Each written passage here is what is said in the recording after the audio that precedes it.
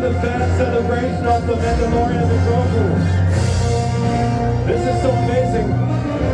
People have been traveling from all over Europe. I think we need to cut the music a little bit.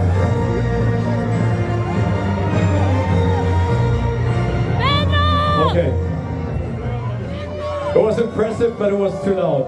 Sigourney, Pedro, and John, I think everyone is so excited. They traveled from all over Europe to be here. Belgium, Poland. Some people even came from Australia all the way to Berlin. How does it feel? I mean, you are so great. You are so amazing. You've been so nice during the whole press day at the press conference. What does it feel like, Sigourney, to be here, to be celebrated by all these fans with that much love?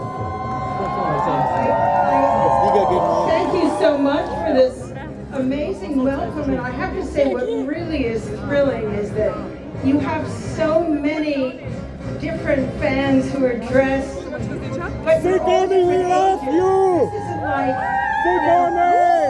cross-generation passion, and I've really never seen it before. All of you, it's so cool.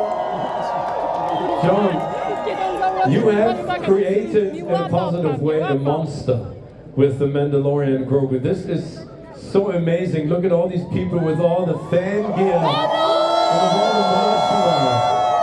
John, you know, being the person who has created the series and now has directed and written and produced this movie, what does it mean to you that so many people have shown up and so many people are here and are just cheering on and getting all excited about seeing you? Let me start by saying there's no better place to celebrate May the 4th than here in Berlin with these fans.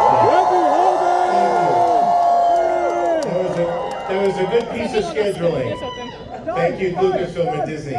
I would also say that this process, when you're creative, this all started alone, typing away at a keyboard with an idea of what a TV show could be for Star Wars. And I showed pages to Dave Filoni. It starts off as a very small thing.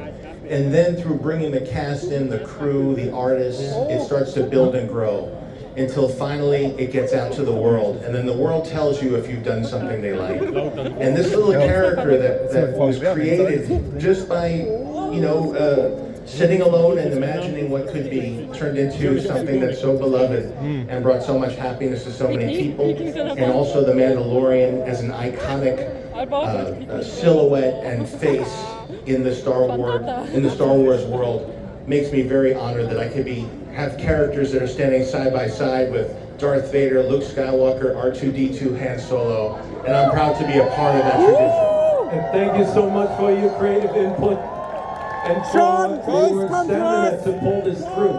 Pedro, thank you for being back in Berlin. It's amazing to be back in Berlin. It's so exciting to see everybody. Everybody looks amazing. What does it mean to you to bring the word of the Mandalorian and Grogu to the big screen, to show it on IMAX, to show it to so many people who love the movies, who love to go to the movie theater? I'm so grateful that it is a big screen experience because it's the kind of big screen experience I had as a kid growing up. It's weirdly the reason that I'm here is movies like that. And here with Sigourney Weaver and Jon Favreau, I'm getting up there in age, and everything's making me cry. So I can't do it to you again. But I will say that having seen the movie in full, it is the kind of action adventure that I would see as a kid and then live in my imagination for the rest of the week, for the rest of the summer, trying to go back as much as I could. I see so many of my favorite movies in John's movie. I see John's love of movies in the movie. It is just a love letter to all of our experiences of having a collective movie-going experience, and that's what it means to me. One last thing, because I've been walking around for the past 2 hours talking to fans, and they've been sharing their first sort of reaction to one of the first movies that they saw within the Star Wars universe. Would you mind sharing quickly what it was like for you to see the Star Wars universe for the first time on the big screen, and what you thought about the creatures, the characters, and the storyline? I was born in '66, so I was the perfect age to see the first Star Wars film in '77. I had no idea what to expect.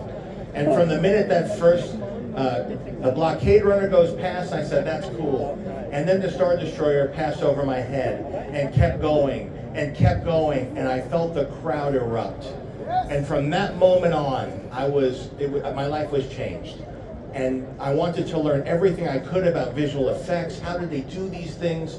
It was before the internet, before home video. You had to look up in magazines, and I was just a fan. And then eventually got to be an usher in the movie theaters when the Return of the Jedi was playing. And now I get to make these with people like this, people that are so talented, people that I look up to. So it's been a dream come true. Sigourney! The same thing. When did you experience Star Wars for the first time? Well, I was in my 20s, and it was at the Ziegfeld Theater in New York. It was a big, glorious old theater. I don't know how many hundreds of people were there, and the movie started, and as John just described, as soon as it starts, you're like, whoa, where am I? This has never happened to me before in a movie theater. You had such a sense of being in a galaxy far away and being taken away to someplace so magical, and just, you know, I feel very lucky. I'm very envious of the actors that they got to be in this fantastic story, and they were a little older than I was, and I was just like, I was an unemployed actor at that point, and I thought, maybe someday I'll be in a movie. And now you are, and we are very grateful for that.